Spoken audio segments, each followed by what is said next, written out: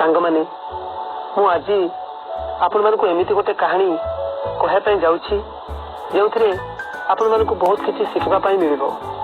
ଚାଲନ୍ତୁ କାହାଣୀଟିକୁ ଆରମ୍ଭ କରିବା। ଅନେକ ଦିନ ତଳର କଥା।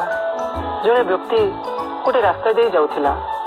ଯାଉ ଯାଉ ଦେଖିଲା ରାସ୍ତା କଡ଼ରେ ବନ୍ଧା ହୋଇଥିବା ହାତୀକୁ। ହଠାତ୍ ରହିଗଲା।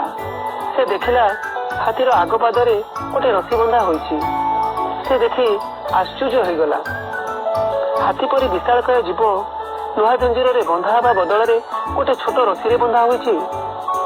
ହାତୀ ଯେବେ ଚାହିଁବ ସେ ରସିକୁ ଛିଡ଼େଇ ଦେଇ ଯାଇପାରିବ। ବ୍ୟକ୍ତିଟି ହାତୀ ପାଖରେ ଥିବା ମାହୁନ୍ତକୁ ପଚାରିଲା, ହାତୀ କେମିତି ଶାନ୍ତିରେ ଛିଡ଼ା ହୋଇଛି? ସେ ରସିକୁ ଛିଡ଼େଇ ଦେଇ ଯାଇପାରୁନି କାହିଁକି? ମାହୁନ୍ତଟି ଉତ୍ତରରେ କହିଲା, ସେ ହାତୀମାନଙ୍କୁ ଛୋଟବେଳୁ ସେ ରସିରେ ବନ୍ଧା ହୁଏ।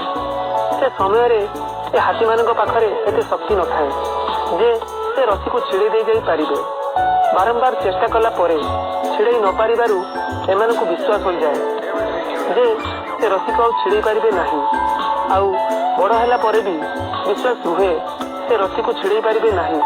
ସେଥିପାଇଁ ସେ ରସିକୁ ଛିଡ଼େଇବା ପାଇଁ କେବେ ଚେଷ୍ଟା କରନ୍ତିନି। ବ୍ୟକ୍ତିଟି ଆଶ୍ଚର୍ଯ୍ୟ ହୋଇଗଲା। ଏଥିପାଇଁ ଏ ଶକ୍ତିଶାଳୀ ଜୀବ ବନ୍ଧନକୁ ଛିଡ଼େଇ ପାରୁନାହିଁ। ଏକଥାରେ ବିଶ୍ୱାସ କରନ୍ତି ସେ ବନ୍ଧାକୁ ଛିଡ଼େଇ ପାରିବେ ନାହିଁ। ସାଙ୍ଗମାନେ, ଏଥିଲାଗି ଏକଥା କହିଲି, ଏ ହାତୀମାନଙ୍କ ପରି ଆମେମାନେ ମଧ୍ୟ ପ୍ରଥମ ମିଳିଥିବା ଅସଫଳତା କାରଣରୁ ଏହା ମାନି ନିଅନ୍ତି ଆମେମାନେ ଏ କାମ ଆଉ କରିପାରିବା ନାହିଁ। ଆଉ ଆମେମାନେ ବନେଇଥିବା ମାନସିକ ବନ୍ଧନରେ ପୁରା ଜୀବନ ବିତେଇ ଦିଅନ୍ତି। ମନେ ରଖିବେ ସାଙ୍ଗମାନେ, ଅସଫଳ ଜୀବନର ଗୋଟେ ହିସ୍ସା। ଆଉ ବାର ବାର ଚେଷ୍ଟା କଲା ପରେ ସଫଳତା ମିଳେ। ଆଉ ଯଦି ଆପଣମାନେ ଏ ଅସଫଳତା ଜଞ୍ଜିରରେ ବନ୍ଧା ହୋଇଛନ୍ତି ତାହା ଛିଡ଼େଇ ଦିଅନ୍ତୁ। ଆଉ ଚେଷ୍ଟା ଜାରି ରଖନ୍ତୁ। ସଫଳତା ସୁନିଶ୍ଚିତ ମିଳିବ। ଜୟ ହିନ୍ଦ।